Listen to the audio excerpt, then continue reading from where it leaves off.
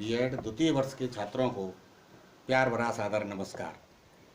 छात्रों, आज हम स्वयं की समझ विषय के जो प्रकरण है आत्मसम्मान और आत्मसम्मान को प्रभावित करने वाले जो कारक हैं उनका अध्ययन करेंगे। उसमें बहुत सारे सामाजिक, पारिवारिक, आर्थिक कारण ऐसे होते हैं जो हमारे आत्मसम्मान को प्रभावित करते हैं।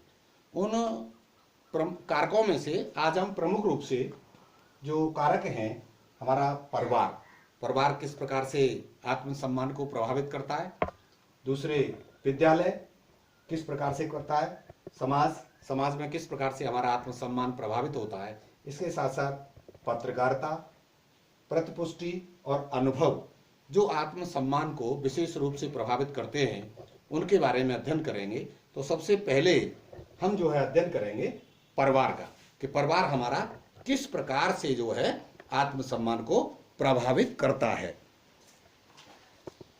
परिवार में जो व्यक्ति का एक रहने का विशेष स्थान होता है, उस स्थान पर परिवार के सभी सदस्य निवास करते हैं।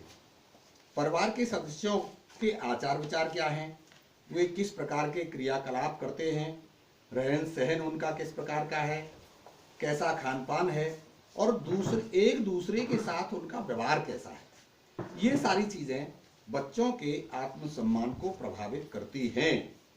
किसी बेटे की पहचान उसके बाप से होती है और किसी बाप की पहचान उसके बेटे से होती है।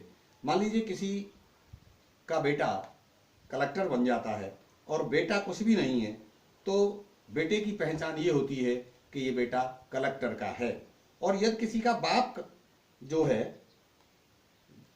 कुछ भी नहीं है और बेटा कलेक्टर हो जाता है, तो उस बाप की पहचान होती है कि ये उस अमुक कलेक्टर का बाप है। तो इस प्रकार से आत्मसम्मान जो है ऐसा एक खेल है जो एक दूसरे के सम्मान के साथ जुड़ा हुआ है, तभी जो है व्यक्ति का आत्मसम्मान बढ़ता है। इसके बाद जो दूसरा बिंदु है वो विद्यालय है। विद्यालय में बालक अपने परिवार से निकल करके जब जाता है तो वह अपने साथियों के साथ रहता है और जो कुछ उसने घर पर सीखा है उसको वह जो है वहां प्रदर्शित करता है। वहां वह अपने साथियों के साथ, शिक्षकों के साथ और स्कूल के जो संचालक हैं, अन्य कर्मचारी हैं, उनके संपर्क में आता है, उनसे आचरण ग्रहण करता है, अनुशासन ग्रहण करता है और प्रकृति की जो उनकी प्रवृत्ति है उसको सीखता है। साथ ही साथ जो भाषा शैली उसकी संगति में बोली जाती है, जिस प्रकार की आदतें उनके साथियों के साथ हैं, उसी प्रकार से वो सीखता रहता है।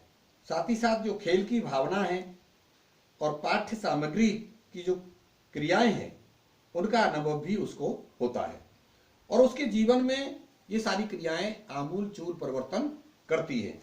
जैसी संगति में रहता है बालक, वैसी ही जो है उसका आत्मसम्मान होता है।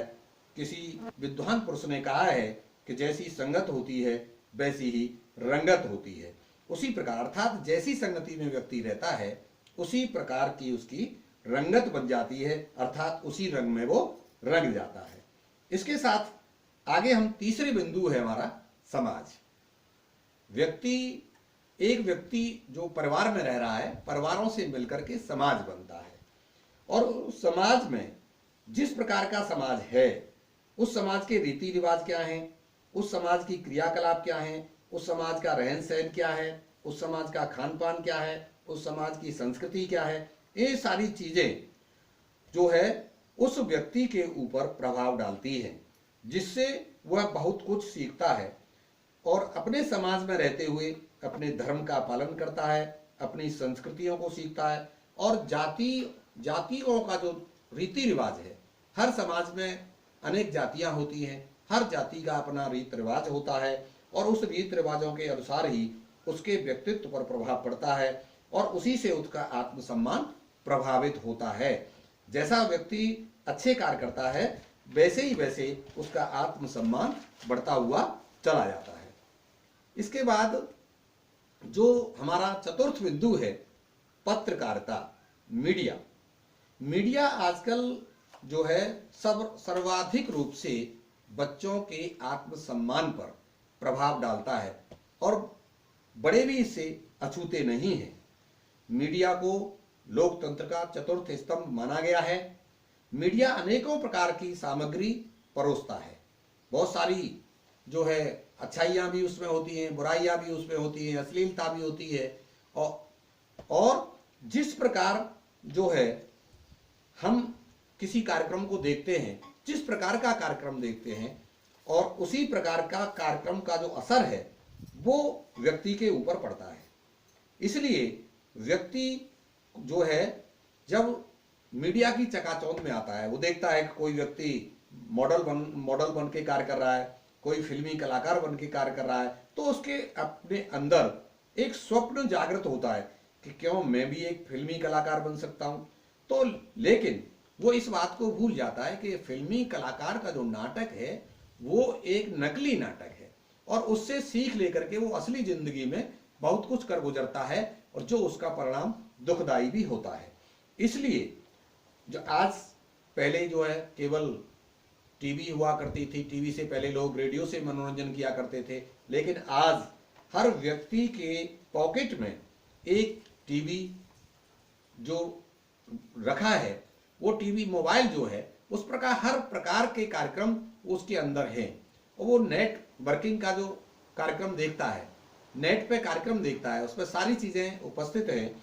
उन सारी चीजों से उस पर बहुत बड़ा असर पड़ता है और सबसे बड़ा असर नकारात्मक असर आजकल बहुत पड़ रहा है। तो जिस प्रकार की सामग्री वो देखता है उसी प्रकार का आत्मसम्मान उसका बनता है। सकारात्मक सामग्री देखना जो है, अनुशासन की सामग्री देखना, समाज के हित की सामग्री देखना, देश हित की सामग्री देखना, इस प्रकार से जिस भी प्रकार की सामग्री वो मीडिया पर देखता है उसी प्रकार का आत्मसम्मान उसका बनता चला जाता है।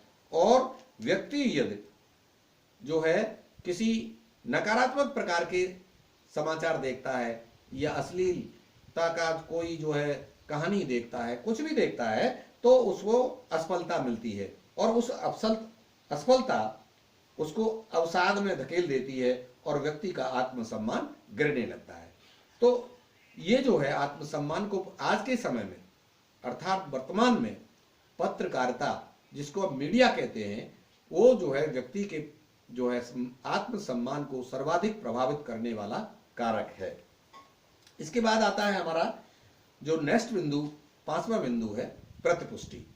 प्रतिपुष्टि के अंदर सबसे बड़ी बात है जो भी कार्य आप समाज में करते हैं उस समाज के लोगों के द्वारा आपके बारे में क्या सोचा जाता है, आप क्या सोचते हैं, आपके बारे में लोग क्या सोचते हैं, ये सारी चीजें जो है आपके सम्मान को प्रभावित करती हैं। लोग आपके बाद में प्रशंसा करते हैं, आपके मुंह पर प्रशंसा करते हैं। दोनों चीजों को आप देखिए कि कोई व्यक्ति किसी के सामने तो प्रशंसा कर रहा है, लेकिन वही व्यक्ति जब सामने वाला व्यक्ति नहीं होता है तो उसकी निंदा करता है। ये सारी चीजें समाज में बहुत गलत तरीके से व्याप्त हैं और व्यक्ति सामने कुछ कहता है, पीछे कुछ कहता है। ये सारी स्थिति सम्मान को प्रभावित करने वाली है। आपके साथ कैसा व्यवहार लोग करते हैं, आपकी आलोचना करते हैं, आपकी समालोचना में क्या कहते हैं, आपके गुणों का बखान करते हैं, आपके अवगुणों का बखान करते हैं।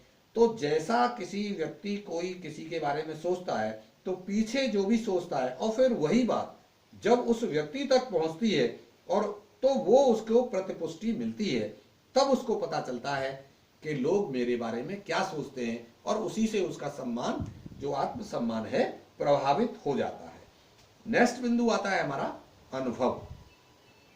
प्रत्येक व्यक्ति समाज में रहता है, समाज में तो उसे बहुत अनेक प्रकार के अनुभव मिलते हैं। उसे कुछ परिवार से अनुभव मिलता है, विद्यालय से अनुभव मिलता है, समाज का अनुभव मिलता है, मीडिया से अनुभव मिलता है और जो उसको सामाजिक प्रतिपुष्टि मिल रही है, समाज में रह रहा है, उससे भी उसको ये अनुभव मिलता है कि किस प्रकार से व्यक्ति समाज में रहते हुए उसकी स्थिति क्या है, उसकी वैल्यूएशन क्या है, उसका मूल्यांकन क्या है।